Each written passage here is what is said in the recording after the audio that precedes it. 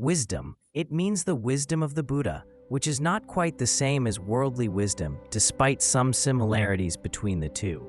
For instance, the Buddha's description of Sahalokadhatu, or the universe in plain language, and his views on the various worldly matters sometimes agreed and other times disagreed with that of ordinary people. In any case, the Buddha had his reasons for making certain statements. For example, the Buddha had mentioned the existence of Mount Sumeru and the 4 continents around it when describing the macro world. This differed with the view of the universe held by some in the secular world. In the eyes of ordinary folks, the phenomena described by the Buddha were nowhere to be found. Though I have explained before, it is more meaningful for us now, as opposed to people in the olden days, to understand the reason for the Buddha's description of the universe. In ancient times, people's knowledge about the structure and the constituent dynamics of the universe was limited. Buddhists at that time did not delve into this topic either, so there was no urgent need to elucidate further. Today, however, with the help of modern technology, the great majority has come to accept the current view of the universe, particularly at the macro level. Understandably, there are differences as well as similarities when compared with that of Buddhism. In order for people not to misinterpret the Buddhist view, it is necessary to explain once again why the Buddha chose to describe the universe the way he did. Buddha's primary goal of teaching was to communicate precisely the doctrine of the 3 Dharma seals to the listeners. Failing this, the teaching would have been pointless. What made the 3 Dharma seals so important? The answer is in the sutras. A disciple once asked the Buddha, "How can the real teachings be distinguished if the non-Buddhists try to deceive with their false version after you, the Blessed One, pass into nirvana?" The Buddha answered, "Any teaching, as long as it espouses the principles of the 3 Dharma seals, can be considered Buddhist teaching. Otherwise, it is not Buddhist teaching." The fact that the Buddha always emphasized the key points in his transmissions should explain why so much importance has been attached to the 3 Dharma seals. In the time of the Buddha, the listeners came from all walks of life. There were non-Buddhists, Brahmins, celestial beings, Nagas, etc. Many of the Brahmins maintained a view of the universe that was at variance with the facts.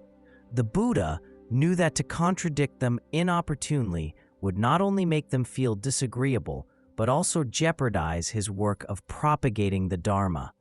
In order to teach them according to their capacity, the Buddha chose to apply skillful means instead, that is, to go along with their views, even knowing that those were wrong, as long as he could teach them the 3 characteristics of conditioned existence: impermanence, suffering, and no self, the 3 Dharma seals. The Buddha would not mind if the rest of their views were valid or not, because only through the knowledge of the 3 Dharma seals could they be liberated from samsara. Other branches of learning, no matter how proficient one is in, do not concern the question of liberation. It is precisely due to the fact that the Buddha did not correct them that the view of the universe then was preserved. Once the capacity of the audience changed, the Buddha would also make timely corrections of their old views of the universe or other matters, and establish other viewpoints that might better correspond to their capacity. There are a variety of skillful means that the Buddha used to transmit the teachings, which have resulted in the kind of view of the universe in the sutras that is different from the modern understanding. However, this explanation is not some expedient answer to the present-day question that the sutras do not conform to the view backed by modern science. The same explanation was already available more than 1,000 years ago. It was just not necessary to explain to the people then, as they did not have the kind of knowledge on the universe like we do today. Nevertheless, To use skillful means to educate sentient beings also illustrates the incredible foresight and wisdom of the Buddha. The Buddha himself once said that there were quite a few inconsistencies in his teachings in order to suit the taste of different audience.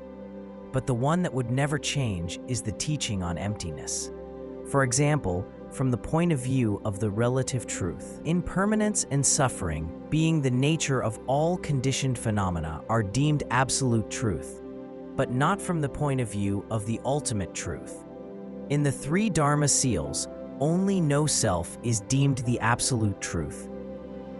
In fact, the Buddhist view cannot be proved wrong, just because its description of the macro world is different from what people generally know nowadays.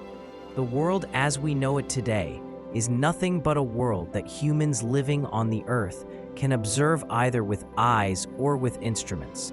No one can be absolutely sure that this is the sole truth of the universe.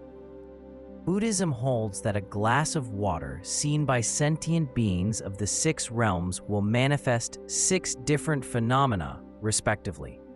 By the same token, beings of the 6 realms will see 6 different worlds, somewhat like the idea of the multiverse.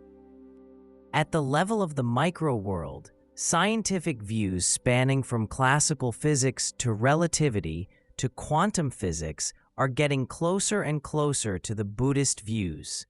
The father of quantum physics also acknowledged that man's knowledge of the physical universe has taken a giant step toward the direction of Eastern civilization, such as Buddhism, ever since quantum theory was advanced. The reason that I mention this is to point out the similarities between science and the wisdom of the Buddha.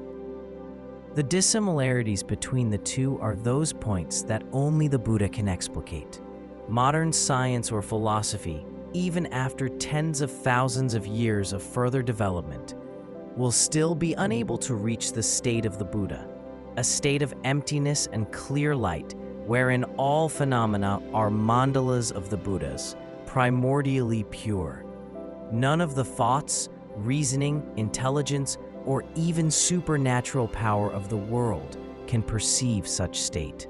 This shows the wisdom of the Buddha reigns supreme over all worldly knowledge. However, in the context of wisdom and compassion, wisdom can simply be put as realization of emptiness, which encompasses many meanings: realization of no self, of emptiness pertaining to Madhyamaka of the exoteric school, and realization of great emptiness and clear light. From the point of view of the exoteric Buddhism, which also includes the view of the great perfection, emptiness and clear light are one and the same. The term great emptiness has never appeared in the history of man's thought and literature, and even if it did, it was only to mean the void as a result of matter being decomposed to decreasing size of particles until it could decompose no more. Some people now still do not dare to affirm even this void, insisting rather that energy should remain at the end. Energy is matter too. If energy also ends in a state of emptiness, it will be as if all matter were born from nothing. This, for many, is an unacceptable conclusion. So what these people are able to comprehend is even less than that of the exoteric school.